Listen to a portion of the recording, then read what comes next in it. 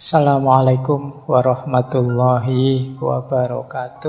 Bismillahirrahmanirrahim. Saya awali dari pelajaran yang diberikan oleh Umar saat beliau memberikan sambutan pertama, pidato pertama begitu beliau diangkat sebagai khalifah, menggantikan Abu Bakar. Dalam pidato yang pertama ini menurut saya ada beberapa pelajaran penting yang perlu kita perhatikan dalam hal kepemimpinan. Kita lihat ya, bismillah. Yang pertama, Umar menyatakan seperti ini. Ayyuhan nas, saudara-saudara, saya hanyalah salah seorang dari kalian. Kalau tidak karena segan menolak perintah Khalifat Rasulullah, yaitu Abu Bakar As-Siddiq, saya pun akan enggan memikul tanggung jawab ini. Jadi Umar ini kan memang menjadi khalifah ditunjuk langsung oleh khalifah sebelumnya, yaitu Abu Bakar As-Siddiq, karena beliau, Abu Bakar, pasti sangat tahu, sangat paham kualitas seorang Umar bin Khattab. Jadi, dan Umar karena yang memerintahkan sahabat dekat yang sangat dihormati, mau tidak mau menerima tawaran itu. Maka beliau menyatakan, kalau tidak karena segan menolak perintah Khalifah Rasulullah, saya pun akan enggan memikul tanggung jawab ini. Kemudian beliau melanjutkan dengan berdoa, ya Allah, saya ini orang yang keras, kasar, maka lunakkanlah hatiku. Ya Allah, saya ini orang lemah, maka berikanlah aku kekuatan. Ya Allah, saya ini orang kikir, maka jadikanlah aku seorang dermawan. Jadi setelah menyampaikan yang pertama tadi, kemudian beliau berdoa. Setelah itu beliau melanjutkan, Allah telah menguji kalian dengan saya dan menguji saya dengan kalian. Sepeninggal sahabatku, yaitu Abu Bakar As-Siddiq, sekarang saya yang berada di tengah-tengah kalian. Semua persoalan yang kalian hadapi tidak lagi diwakilkan kepada orang lain selain saya. Dan tak ada yang hadir di sini selain meninggalkan perbuatan terpuji dan menetapi amanah. Kalau mereka berbuat baik, akan saya balas dengan kebaikan, tetapi kalau melakukan kejahatan, terimalah bencana yang akan saya timpakan kepada mereka. Jadi ini pidato yang luar biasa. Kalau teman-teman jeli, ini di catatan saya ada beberapa pelajaran yang kita dapatkan dari pidato awal Umar bin Khattab ini. Yang pertama apa? Yang pertama, paragraf pertama ini.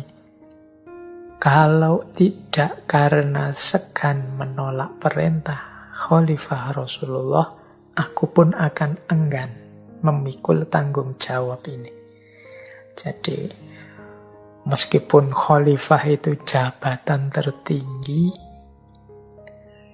apa yang dinyatakan oleh Umar bin Khattab itu menunjukkan bahwa umat Islam itu tidak etis kalau memperebutkan jabatan. Jabatan itu satu amanah, satu tanggung jawab yang berat. Jadi kalau tidak sangat terpaksa, itu kan bahasa lainnya Umar kan begitu. Aku pun enggan memikul tanggung jawab seberat ini. Jadi jabatan oleh banyak khalifah-khalifah Islam yang terkemuka dan masyhur itu sering diasosiasikan dengan musibah. Jadi sesuatu yang berat yang menimpa. Kalau memikirkan diri sendiri, ya mending tidak usah diterima, wong itu berat, susah. Tapi kan memikirkan umat Islam secara umum, memikirkan secara keseluruhan, tidak untuk egonya sendiri. Jadi yang pertama itu, jabatan adalah sebuah tanggung jawab yang tidak perlu diperebutkan. Apalagi sampai demi jabatan itu sampai bermusuhan, sampai konflik, apalagi sampai meneteskan darah, sampai memutus tali silaturahmi persaudaraan. Itu menurut saya pelajaran pertama dari pidato Umar tadi. Yang kedua, kalimat doa tadi. Beliau mengakui kalau dirinya keras, kasar, lemah. Ini penting, karena manusia yang bisa maju, bisa semakin baik, bisa terus berkembang adalah orang yang sadar kelemahan dirinya. Orang yang paham kekurangan-kekurangan dirinya. Oleh karena itu, beliau terus berdoa kepada Allah. Agar Allah menutupi kekurangannya, agar Allah membimbingnya sehingga menjalankan roda pemerintahan dengan lebih baik.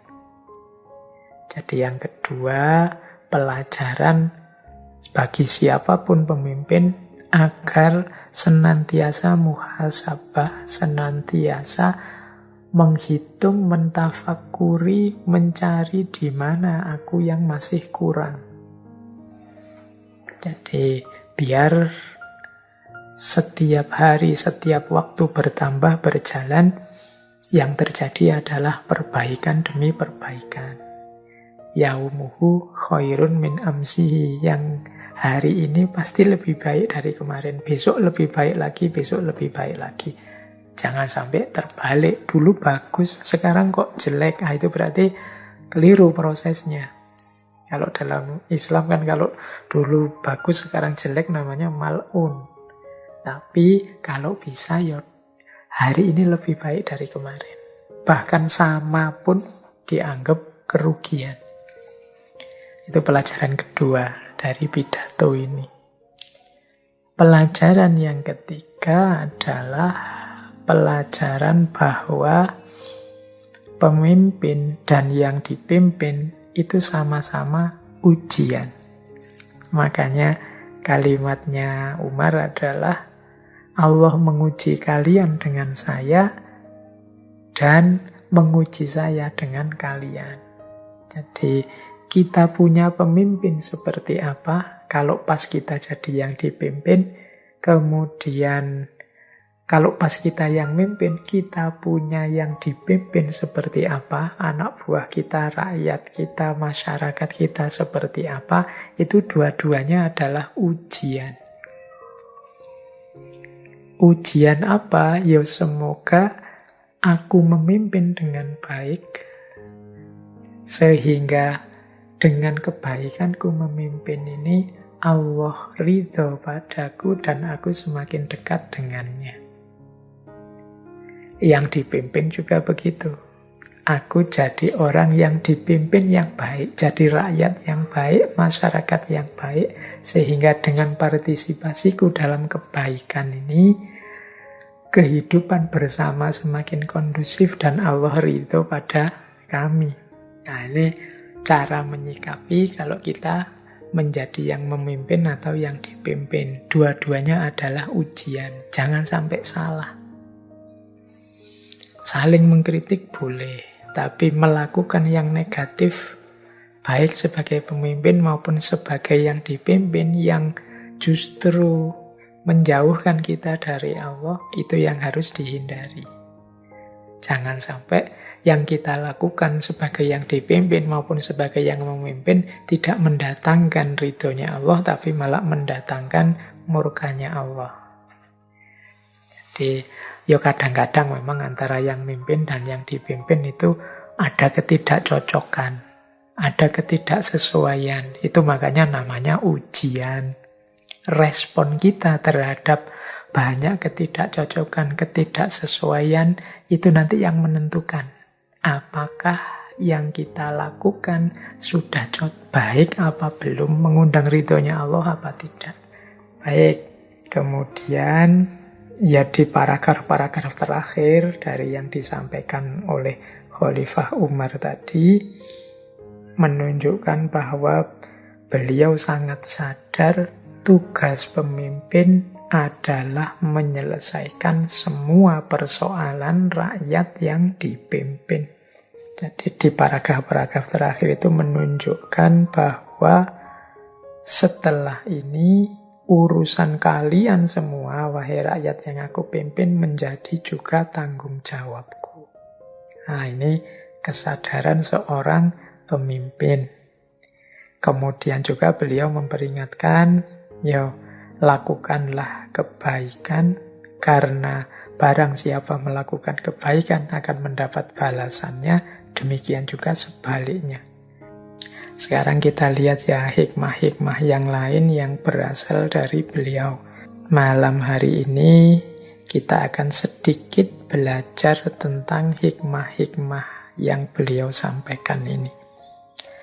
Setelah tadi kita belajar dari pidato, sekarang kita belajar beberapa kalimat mutiara dari beliau. Ini pelajaran pertama yang menurut saya sering beliau sampaikan, antara lain berhubungan dengan pengendalian diri. Jadi satu ketika beliau menyatakan seperti ini. Beberapa saya sertakan bahasa Arabnya ya, biar teman-teman familiar juga mendengarkan kalimat-kalimat dalam bahasa Arab. Selama ini kan yang terbanyak sering kita sampaikan dalam bahasa Inggris. Beberapa di antaranya ya dalam bahasa Jawa. Sekarang kita ambil yang dalam bahasa Arab. Satu ketika Umar bin Khattab menyatakan begini, La tanzuru ila siyami ahadin wala ila solatihi walakinin zuru ila man idza hadasa sodako wa idza tumina atta wa idza asfa aihamma bil maksiyah waro'a. Ini pelajaran tentang pengendalian diri. Artinya yang pertama, janganlah kalian melihat puasanya seseorang atau sholatnya seseorang, tetapi lihatlah orang-orang itu yang ketika berkata-kata yang keluar adalah kebenaran.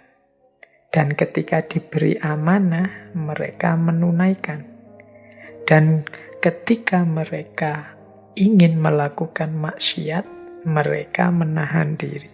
Dari nasihat Khalifah Umar ini, yang pertama, untuk menetapkan kualitas seseorang, tidak bisa kita hanya melihat secara kuantitas aspek-aspek lahiriahnya saja. Di situ secara jelas disampaikan, jangan hanya melihat puasanya saja atau sholatnya saja. Karena kadang-kadang ada orang itu yang puasanya serius, sholatnya kelihatan serius, tetapi kelakuannya sehari-hari, perilaku-perilaku di luar sholat, di luar puasa, berkebalikan dengan semangatnya sholat maupun semangatnya puasa. Jadi pesannya Umar ini kepada kita adalah untuk kalau melihat seseorang itu jangan hanya lihat sholatnya atau puasanya. Khawatirnya kita tertipu, nanti kita anggap wah orang ini sholatnya sudah tekun, puasanya juga sudah rajin sekali, pasti orang baik. Nah, kalau hanya lihat itu, kita bisa tertipu. Maka lihatlah pada aspek-aspek lain. Yang disarankan oleh Umar adalah cari orang, lihatlah, nilailah orang itu yang pertama saat dia bicara.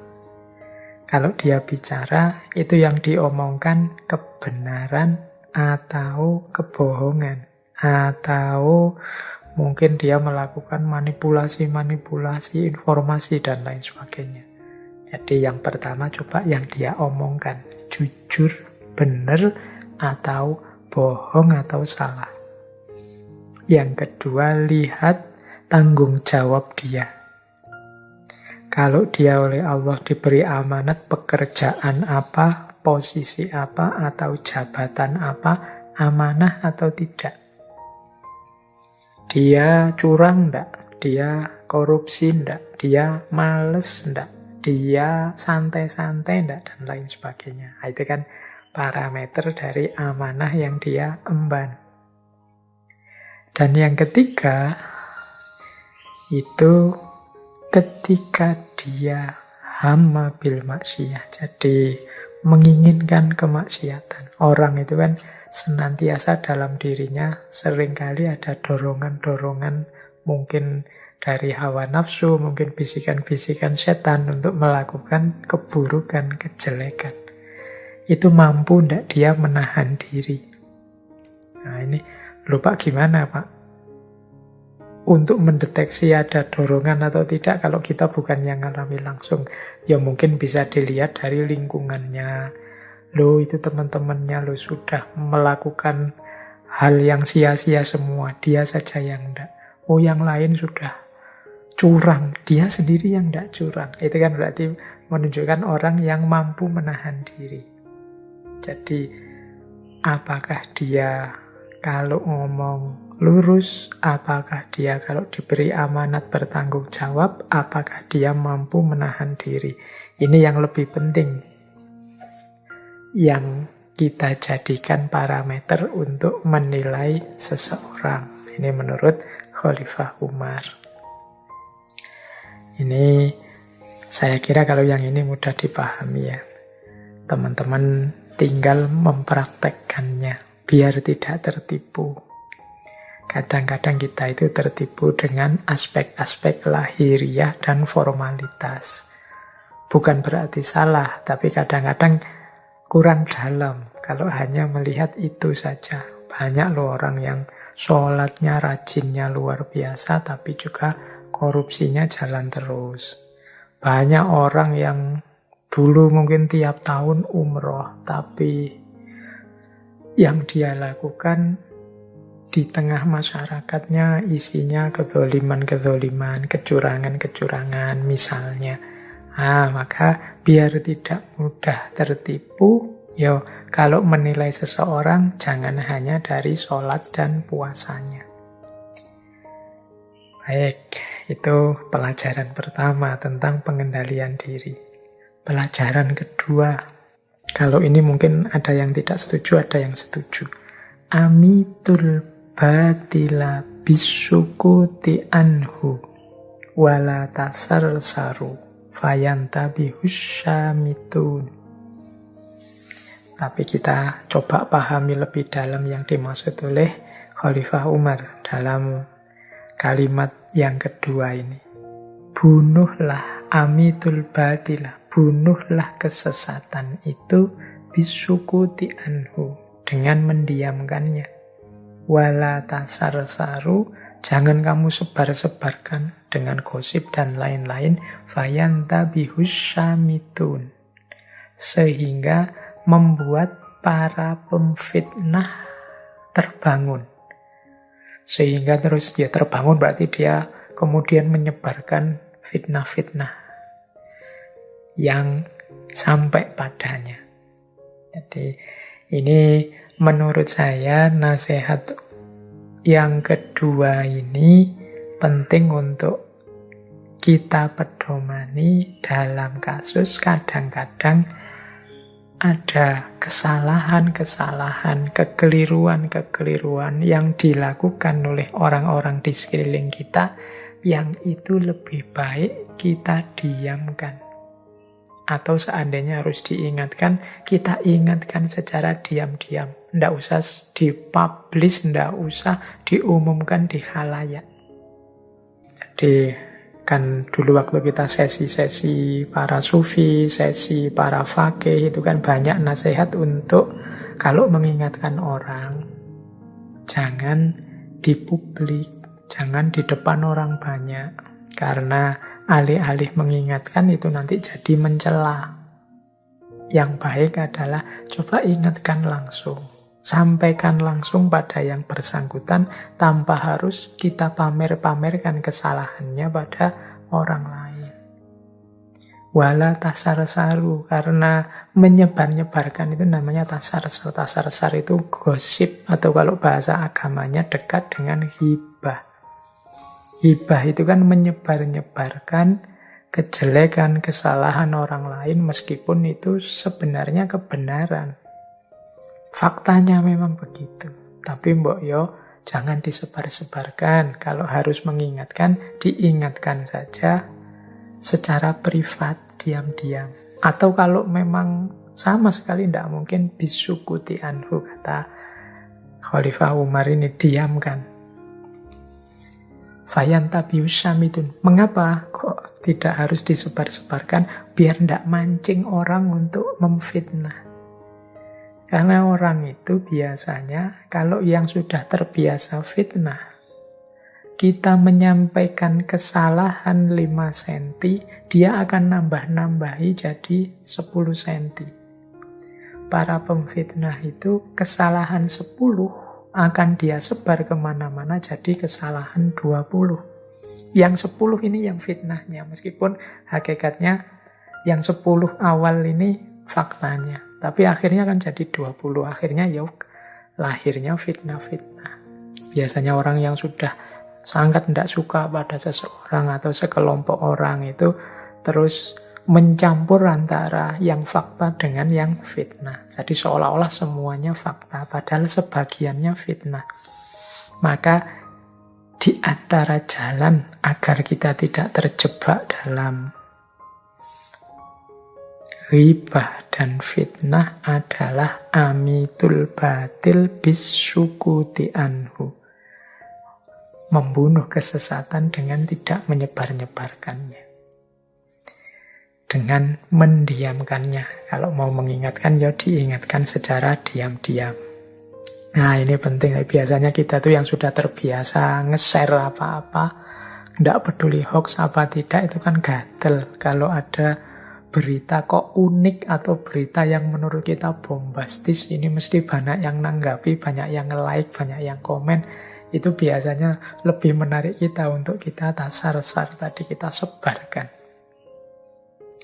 Oke, ini ada lanjutannya. Ada kalimat lain dari Umar juga. Manadamtu ala sukuti marrotan, lakinnani nadamtu alal kalami miroron. Aku tidak pernah menyesal atas kediamanku, meskipun sekali. Jadi tidak pernah sekalipun aku menyesal karena kediamanku, namun aku berkali-kali menyesal karena kata-kataku. Ini kadang-kadang kan kita kalau ada kasus, ada masalah, itu milih diam saja. Ada kalanya kita reaktif, responsif, milih ikut ngomong, ikut komentar, ikut menilai, menjudgment, bahkan sekali-sekali ikut maki-maki, mungkin tidak sadar ikut juga fitnah. Kata Khalifah Umar,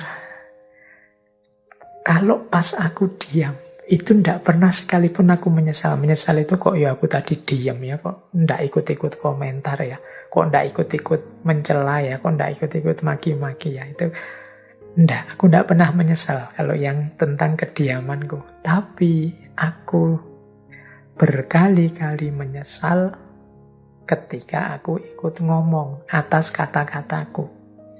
Jadi ya mungkin ada yang pas, ada yang aku puas, tapi sering sekali aku menyesal. Ngapain aku tadi tidak komen, ngapain aku tadi ikut ngomong, ngapain aku ngomong begitu, dan lain sebagainya. Jadi ini pentingnya pengendalian diri.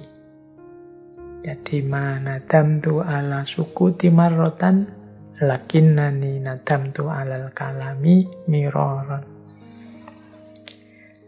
Baik, terus Nah, ini yang selanjutnya, ini keutamaannya orang mengendalikan diri. Laisa khairukum man amila lil akhirah wa tarokat dunya au amila lid dunya wa tarokal akhirah. Walakin khairukum man akhadha min hadhihi wa min hadhihi. Wa innamal kharaju fir rohbati fima tajawaza qadrul hajah wa zada ala haddil kifayah. Bukanlah yang terbaik di antara kalian orang yang beramal untuk akhirat dan meninggalkan dunia, atau beramal untuk dunia dan meninggalkan akhirat. Tetapi orang terbaik di antara kalian ya orang yang mengambil dari dunia juga mengambil dari akhirat. Sesungguhnya yang tercela, yang jelek itu adalah ketika kita menginginkan sesuatu melebihi ukuran kebutuhan atau melebihi batas cukup. Ini pelajaran dari Khalifah Umar. Orang terbaik itu bukan kok orang yang saya hidup demi akhirat saja, dunia aku tinggalkan, atau sebaliknya. Ini lebih jelek, orang yang dunia saja akhiratnya ditinggalkan. Tetapi yang terbaik itu ya dunia ya akhirat, tetapi secukupnya saja, sesuai kekuatan, sesuai kemampuan kita. Jadi ibadah ya sesuai kemampuan, kekuatan, jangan sampai menyiksa diri. Bekerja ya untuk dunia ya, tapi jangan berlebihan. Nanti mengutamakan dunia terus, melupakan akhiratnya. Atau sebaliknya, mengutamakan akhirat saja, tidak mau bekerja. Dua-duanya bukan yang terbaik. Yang terbaik itu dunia ya, akhirat ya, tetapi dipenuhi secukupnya. Jangan berlebihan. Loh, ibadah juga tidak boleh berlebihan. Tidak, ibadah juga harus secukupnya. Tidak boleh menyiksa diri. Rasulullah itu dalam banyak kasus mengingatkan para sahabat untuk tidak berlebihan, untuk moderat saja, termasuk dalam beragama. Satu ketika ada para sahabat itu yang minta izin akan sholat malam terus, tidak tidur-tidur. Ada yang minta izin saya akan puasa terus, tidak ada buka puasanya, pokoknya tiap hari puasa. Ada yang minta izin, saya tidak akan nikah, hidupku ku persembahkan pada agama. Itu oleh Rasulullah diingatkan, wong aku ini nabi, aku tidur dan aku juga bangun. Berarti ya jangan bangun terus kalau malam. Tubuh kita ada hak untuk tidur. Aku puasa, tapi aku juga buka puasa. Ya jangan puasa terus. Jadi perhatikan juga kebutuhan tubuh kita. Dan aku juga menikah. Nah, barang siapa yang tidak suka sunnahku, tidak termasuk kelompokku. Jadi kalau ada yang kemudian aku hidup demi akhirat saja, tidak menikah. Nah itu diingatkan oleh Nabi. Jangan, wong aku Nabi saja menikah. Nah, ini aspek-aspek pengelolaan diri, pengendalian diri. Biasanya kita itu kan kalau lagi semangat, kemerungsung, punya karep apa saja, terus tidak ngerti batas. Kita harus ngerti qadrul hajah dan haddul kifayah. Ukuran kebutuhan kita dan batas kecukupannya. Jangan berlebihan.